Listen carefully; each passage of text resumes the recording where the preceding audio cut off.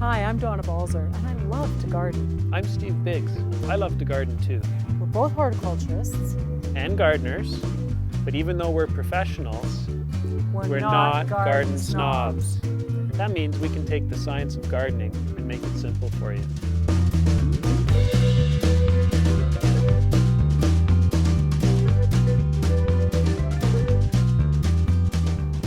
Gardeners love to grow year-round. Herbs in the fall or winter, or flowers and vegetables in the spring. Today, we'll show you how to start your own plants from seed. We're starting seeds today, and as a new dad, I think the easiest way to talk about seeds is to say if you can change a diaper, you can grow your own plants from seed. Seriously, it's that easy. Right, it's not rocket science, but we're going to show you today how to start seeds and be successful. Donna, I remember starting seeds with my grandfather. Wash basin, soil mix, seeds, that's it. Today there's a lot of gadgets. A lot of people are put off by all the gadgets and supplies. You don't have to be. I think one of the first things people need is a container, and you said you started in a wash basin, that's great. Yeah. But you know, people will sometimes use a large pot, or they'll use a little seeding tray such as this, or I really like the root trainers, which look at this.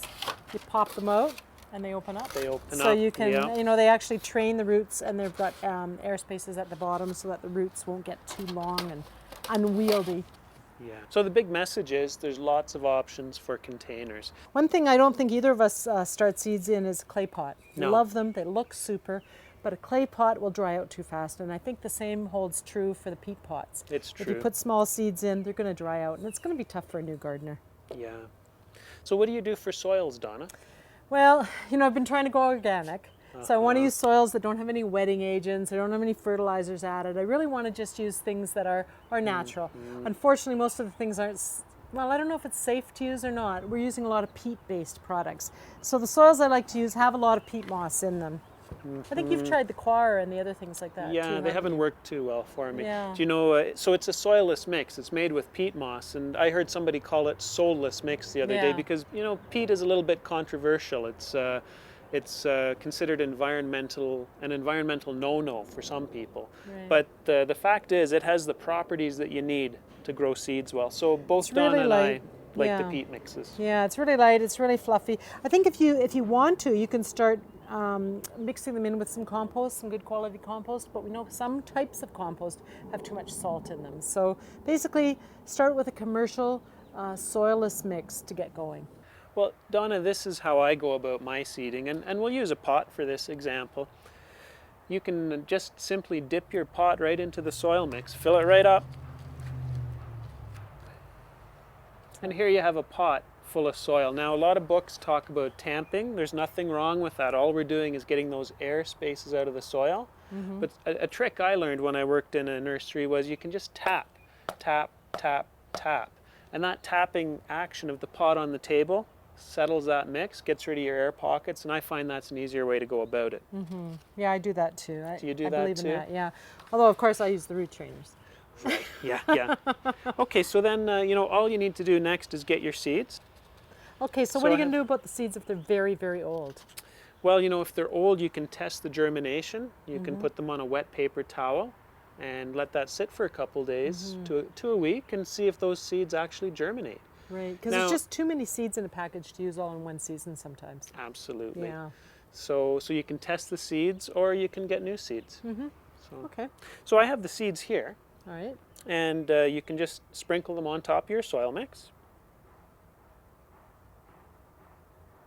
If they're big enough, you pick them up with your hand. If you have very small seeds, you can fold a piece of paper in two, pour your seeds into it, and tap that paper. The seeds will dispense nice and evenly on your soil mix. So we've put our seeds on our soil mix. Get a bit more soil mix on top. Spread it round. Tap it down, and that's it. I mean, that's seeding 101. That's about as easy as you can make it. Donna? Well, of course, one way that you can easily kill seeds is just by taking this container and putting it on a windowsill. Yeah. But if you water them right away, and put a plastic cover over them, or at least put it inside a plastic bag so that the humidity is 100%. And then put it on a heat source. If you've got a vent in your kitchen, or if you've got on top of the fridge a little bit of space where it's warm, that'll help. Or you can buy a special seating mat. Yeah, actually I've known people who have hot water heating, so they have the hot water rads in their house, and they will just sit the pot on top of the rads, maybe over a board, and there's enough heat under there that it gives the ideal temperature for starting seeds. Because the bottom line, at first the plants do not need any light. They just need warmth, water, and high humidity. So show us the heating mat. I love that heating mat. So here's a heating mat that we use to start seeds. And basically it's like a heating pad for people, except it's made for plants. So it doesn't shut off like the ones for people do. And it's plastic, and it's so plastic, if it gets wet, so it can get wet, and you simply plug it in and you sit your pot on top of it.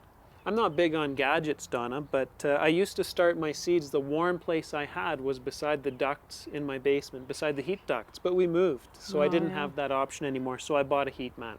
So there are always easy ways to go about things, but sometimes some gadgets are worthwhile, and I think the heat mat is worthwhile. And if you decide that once they start to come up, you of course have to take them off the heat mat right away, because that's when they need light. So as soon as the seeds start to come up, you simply move them out to an area, a window, a really sunny window, or if it's getting to be later in the season, you can put them right outside. Your little seedlings will come up, and here we've got some that have just got their true leaves coming now. The very tiny leaves are the true leaves. You're off to the races. So Steve, you've compared starting seeds to changing a diaper, but I would say it's a lot easier than that. There's no screaming, there's no wiggling, just do it.